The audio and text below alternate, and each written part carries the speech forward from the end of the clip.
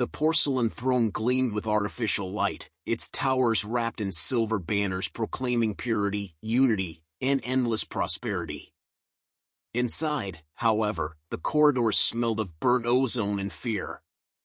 The resin network had begun to fail. Monitors flickered. Purification tanks overflowed with luminous foam. Every broadcast screen stuttered between propaganda and static, as if truth itself were hacking the signal. In the communications wing, Chirple adjusted his vocal modulator with trembling claws. Once, his voice had been the heartbeat of New Carcinia, smooth, reassuring, omnipresent. Now, even he could hear the cracks. He looked out over the empty studio, its mirrored walls reflecting infinite versions of himself, Chirple the journalist, the patriot, the liar. He remembered his first broadcast, years ago, how proud he'd been to speak for the reef. Back then, he believed the words. He believed Prawnald's promises, the resin's miracles, the idea that fear could be managed like an economy. But lately the scriptwriters had vanished. Now the words came directly from the throne. Report, came a voice from the intercom, smooth, imperious, unmistakably Prawnald. My citizens grow anxious. They require reassurance. Tell them the resin surge is a sign of purification, not decay. Yes, my radiance, Chirple said, hiding the tremor in his tone. He cleared his throat, adjusted the filters, and began to record. Citizens of the reef, rejoice. The luminous transformation you witness in our waters is the next phase of the Great Purity Project. The mother shell, guided by his radiance, is cleansing every corner of our beloved home.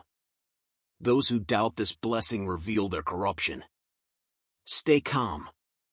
Stay loyal. Stay proud. He paused. The recording light still blinked, awaiting final authorization. His reflection in the console looked older than he remembered. Something deep within him whispered, loyalty is another name for silence. Behind him, the studio door opened. Prawnald entered, resplendent in golden armor, though streaks of resin had begun to mar its surface. The ruler's eyes gleamed with exhaustion disguised as authority. Good, he said. Broadcast immediately. The citizens must not see weakness. Chirple hesitated. My radiance, the mother shell's signals, they're overriding parts of the network. Whole districts are broadcasting, well, songs. Unscripted frequencies, harmonic pulses. I can't stop them. Prawnald's claws clenched. Sabotage.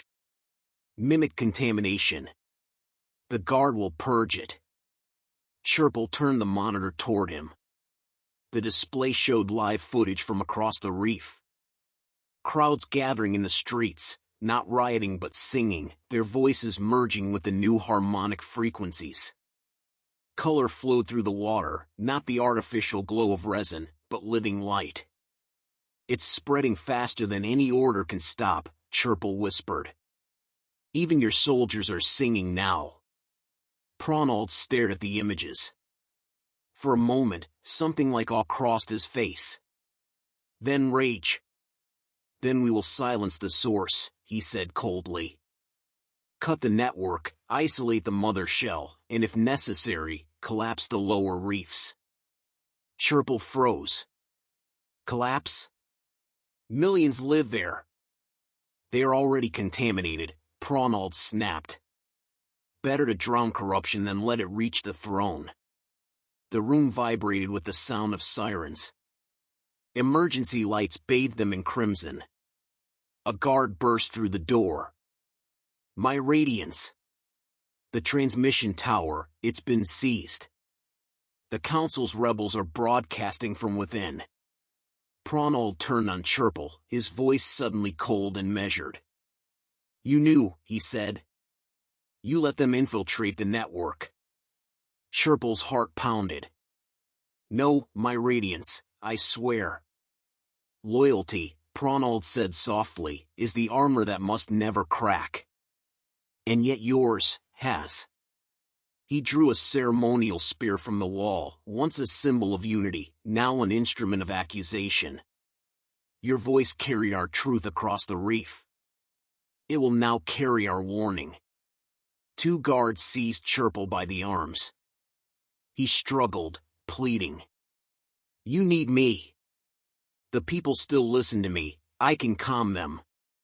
That is precisely why you must speak one last time, Prawnald said. They dragged him to the balcony overlooking the central plaza. Below, thousands of citizens gathered, their shells gleaming with living light from the reborn currents. They were no longer afraid. That, more than anything, terrified the king. Churple's modulator was forced onto his throat. The crowd quieted, expecting another official broadcast. Prawnald stepped forward, raising his claws theatrically. Behold, he declared, the voice of treachery. The one who betrayed your faith by allowing mimic infection into our sacred channels. The crowd murmured in confusion. Many recognized Churple. He had been the sound of their mornings, the lullaby of their children. Now he stood trembling, forced into the role of heretic. Prawnald gestured to him. Confess, and the reef will remember your repentance. Churple looked out at the masses, at the faint shimmer of Corellia's colors blooming through the water, at the songs still echoing from the lower reefs. For the first time, he realized the truth was louder than his voice. He faced the microphone. I have lied to you, he said. Every word I spoke in his radiance's name was a chain. But you are breaking them. Don't stop. Don't. The spear struck cleanly through his thorax. His final syllable became a burst of static and blood. The crowd screamed, not in fear, but in collective shock that turned instantly to rage. Churple's body fell from the balcony, tumbling through the water like a broken banner.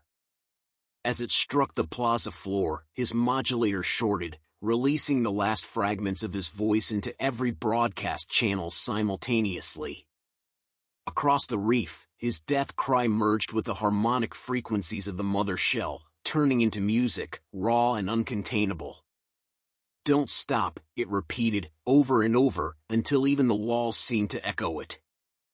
Prawnald stared down in disbelief as his soldiers hesitated, their weapons dimming, their armor flickering with strange colors.